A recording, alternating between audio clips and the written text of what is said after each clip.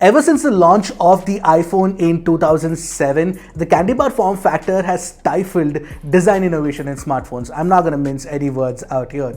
Brick after brick of smartphones have come and gone, and rarely, if ever, has any design stood out and made us go, wow, until the entry of foldable phones. Enter Samsung, Huawei, and lately Xiaomi with their folding phones. With one swift motion, your phone could turn into a tablet. In fact, Samsung and Motorola also reintroduced the flip form factor. Essentially, these were your flip phones from the past as made popular by the Moto Razr series, which actually got a new modern look as well. But today I have the privilege of testing a rollable phone prototype made by Oppo. The Oppo X 2021 is cutting edge innovation. And if this is the future of smartphone design, color me interested.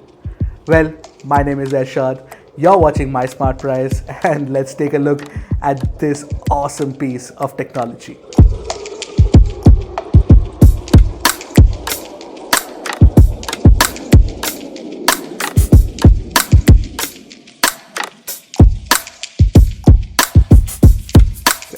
But before we move on, don't forget to hit that red subscribe button, hit that bell icon, and of course click on all notifications so that they land on your inbox the moment we put out an awesome tech video like this one.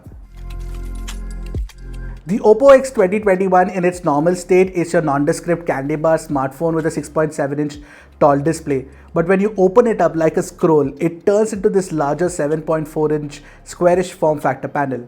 Now, how does this happen?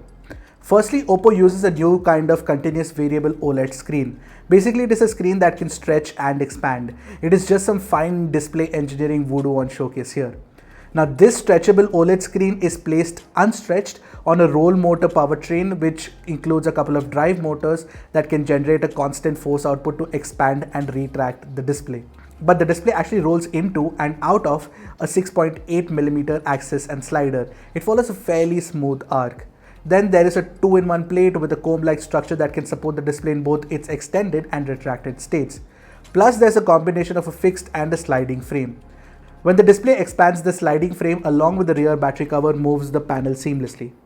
To expand or retract, all you need to do is double press the power button, or you can even swipe up to expand and swipe down to retract, but the swipe gestures were generally iffy compared to the double press option. Anyway, the motion itself feels smooth, gentle, and slightly slow. And yes, you can hear the faint sound of the whirring motor when the display unravels.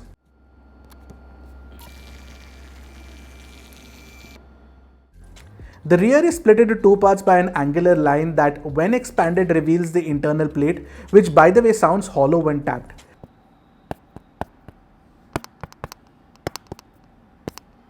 As expected, the phone does feel heavy, but that's okay considering all the tech inside it. It doesn't feel unwieldy, and that in and of itself is enough.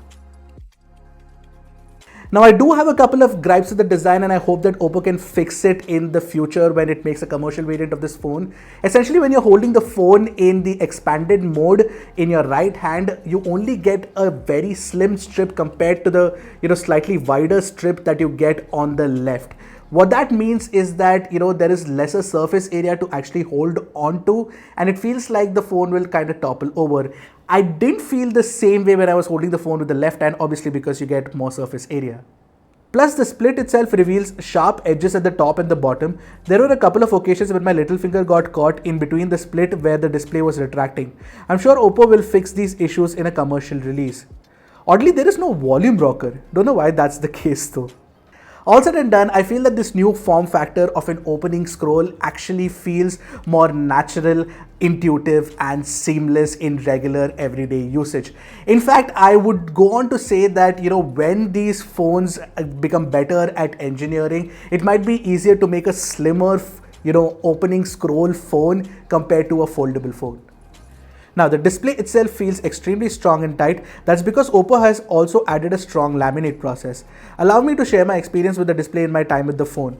There is a crease, but it is extremely faint and mostly not visible. It's way more invisible compared to a foldable phone, although it does tend to accumulate dust easily due to the slight indentation. Oppo doesn't cut any corners in terms of specs either. You get a QHD panel with HDR support, it gets bright and colorful and looks extremely attractive. Plus, the 120Hz refresh rate ensures that you glide through the UI. But yes, there is definitely a very prominent green color bleed at the curved part of the display wrapped around the axis, and to add to that, there is definitely a ghost touch problem. The larger expanded form is a treat for reading, watching videos and playing games. Most apps use a cross-dissolve animation to accommodate the aspect ratio when the screen is expanded and vice versa. But in Call of Duty, when you expand the screen while the game is playing, it stretches the visuals and tends to stay that way. However, the aspect ratio of the game was maintained when I started it directly in the expanded mode. This is just a matter of writing in the app or the game's code to flip the switch on the aspect ratio. Because the other UI element, including my third-party overdrop widget, just seamlessly changes the aspect ratio to fit the two different modes. In the UI, split screen multitasking feels absolutely great, but I wish Oppo had added a few more options to enable deep multitasking.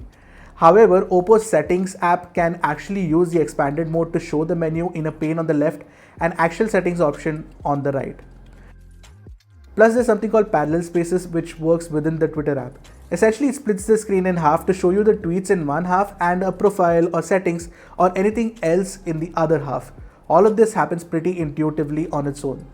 Now, since this is a concept phone, the specs inside these don't really matter at the moment, but I'm pretty certain that Oppo will actually include the latest and greatest Snapdragon chip whenever it makes a commercial version. For what it is worth, this concept has a Snapdragon 865 system on chip and a 4000 mAh battery with 45 watt fast charging support. What I wanted to highlight, however, were the speakers. Now, thanks to the sheer size of the phone, it feels like Oppo could actually add, larger drivers for the speakers. They sound loud, full and crisp, thus elevating the multimedia experience along with the, wider tablet display. Take a listen for yourself.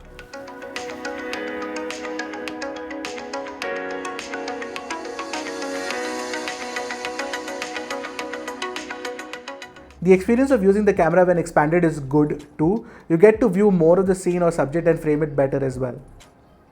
Now, Oppo has a stunner here in the form of the Oppo X 2021 rollable phone concept. I can't wait for this form factor to become commercial reality soon.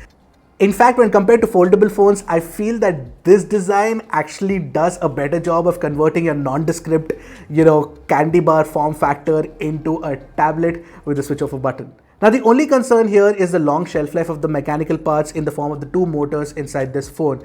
In comparison, the foldable phones actually are just a manual, unfolding mechanism which works on an axis, and they don't have motors, so they should ideally last longer compared to this one. Having said that, Oppo's engineers have confirmed that they're trying to figure out a manual way to open and close this scrolling mechanism, which will also ensure that you're basically not limited to a 6.7 inch or a 7.4 inch size, and you can have the sizes in between as well. Now, Oppo claims that this expanding and retracting mechanism can last you 1 lakh tries. Now, that number seems small considering that it will last you 5 years of light usage and 2 to 3 years of heavy usage. But then again, the tech is bound to improve, and I keep forgetting that this is a concept phone. Also because it is so good to begin with even right now that it feels like it's market ready for production soon.